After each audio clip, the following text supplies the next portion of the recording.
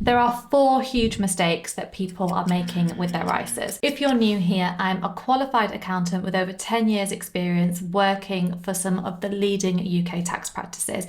And in this video, I'll tell you what those mistakes are and how you can avoid them. As a reminder, ISAs let you grow your money tax-free because they're a tax wrapper.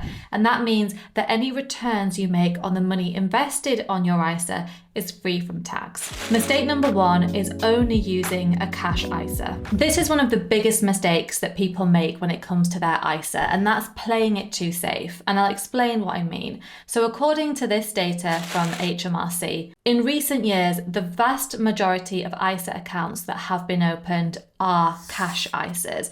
But a cash ISA will never allow you to grow your wealth, and there are 2 main reasons for that. So the first reason is that the returns in a cash ISA are just never going to be as high as with a stocks and shares ISA. The returns on stocks and shares ISAs have outperformed cash ISAs in recent years. According to research from Unbiased, over the last 10 years, stocks and shares ISAs have returned an average of 9.64% annually, whereas for cash ISAs, that's been just 1.21%. So that means that if you deposited 20k 10 years ago into a cash ISA, today you would have 22.5k. But if you'd invested that 20k into a stocks and shares ISA, you would have around 50k today. And that just shows you the difference between what you can make in a cash ISA versus what you can make in a stocks and shares ISA. There is a gender investing gap here because 41% of men already do hold a stocks and shares ISA, but only 26% of women do.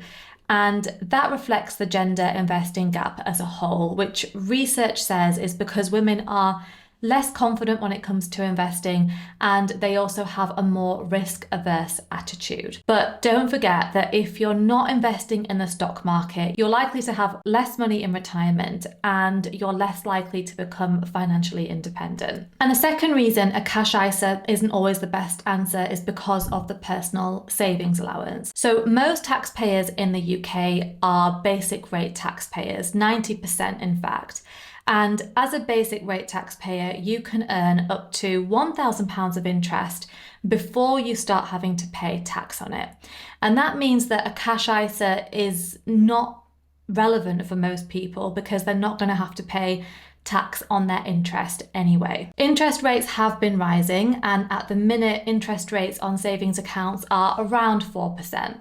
But it does mean that you would need to have 25k invested in your savings account earning 4% before you exceeded the £1,000 anyway, and that's not going to apply to most people. Cash ISAs do become more relevant if you're a higher or additional rate taxpayer, or if you have loads of cash lying around that you want to keep as cash and you're trying to shelter the interest from tax. Otherwise, I would say to focus on a stocks and shares ISA where your returns are likely to be much higher.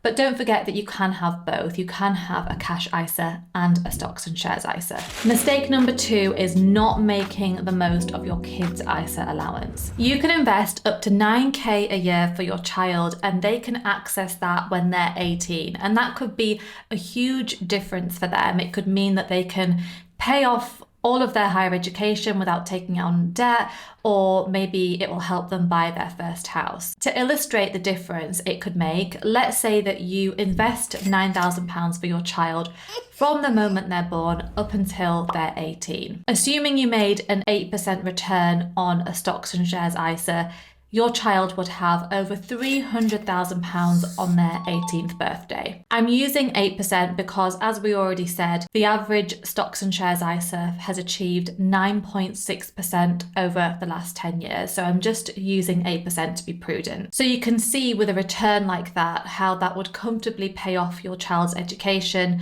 or help them achieve other goals that they've got. Not everyone will be able to invest £9,000 a year for their child, but anything you invest invest in a stocks and shares ISA will have the opportunity to compound and grow over time. Mistake number 3 is delaying opening an ISA. Getting on top of your finances is definitely not the funnest task, but there's a phrase in investing that you've probably heard before, which is the best time to start was yesterday and the second best time was today. That refers to the idea that the longer you're invested in the stock market, the better, because your money has more time to grow through the effect of compounding. Compounding is the idea that any money that you invest can earn interest, but then the interest can also earn interest. And the effect of that is that your money can grow more quickly over time through compound interest. So for example, let's say that you invest £10,000 and you earn a 10% return. After the first year of investing, you would have £11,000 and £1,000 of that would be your return. In the second year, you reinvest the full £11,000. At the end of that year, you have £12,100, assuming that you make the same 10% return. So this year you've made £1,100. You've made £100 more because you've earned interest on your initial investment plus the accumulated returns from the previous period. After a 10-year period, your interest or the returns that you would have made would be £17,000 on top of your £10,000 initial investment. And that's how compounding works. You make more the longer you're invested. So the sooner you can start, the longer you can be invested and the more money you can make. Opening an ISA can feel intimidating for people, but it's really just another account that you can open online. So if you were opening a stocks and shares ISA, you would just pick a platform and then go onto their website and create your account. And two of the most popular platforms to use are Trading 212 and Vanguard because they have some of the lowest fees. After you've opened your account, you would just choose what you want to invest in. So for a beginner, it's often advised to start investing in funds rather than investing in stocks because funds are a basket of stocks. So it's a way of investing in lots of different companies and it lets you diversify your portfolio. And then you don't have to sit there and hand select lots of different companies to invest in. And you can actually pick a retirement fund, which lets you target a date for retirement. And it's a ready-made portfolio that's more risky the younger you are. And then the closer you get to retirement, the safer the portfolio becomes. So for example, based on when I was born and my target date retirement, I could invest in this 2055 retirement fund and it's earned 9% returns on average over the last 10 years. Mistake number 4 is taking money out of your ISA. ISAs are generally flexible, which means that you can take money out of them if you need to. So with a cash ISA, you can generally take the cash out unless you have a fixed term ISA, which usually locks away your money for longer for a higher interest rate.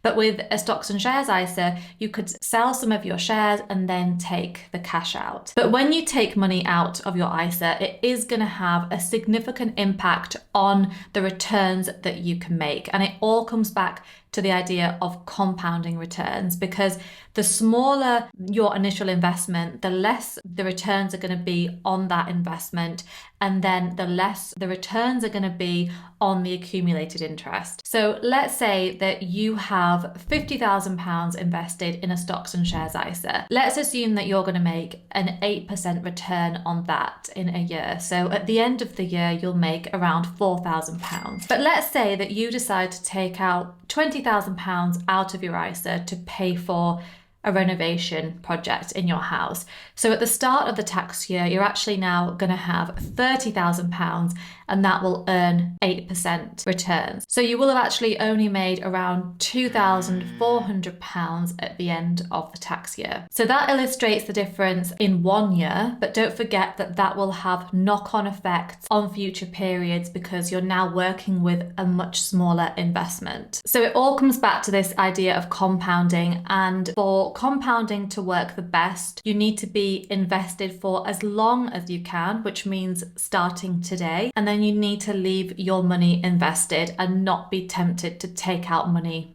to pay for things. Make sure you're not making these ISA mistakes so that you can make the most of your ISA and grow your money as much as possible tax-free. Thank you for watching. Don't forget to subscribe if you haven't already, because it really will help the channel to grow.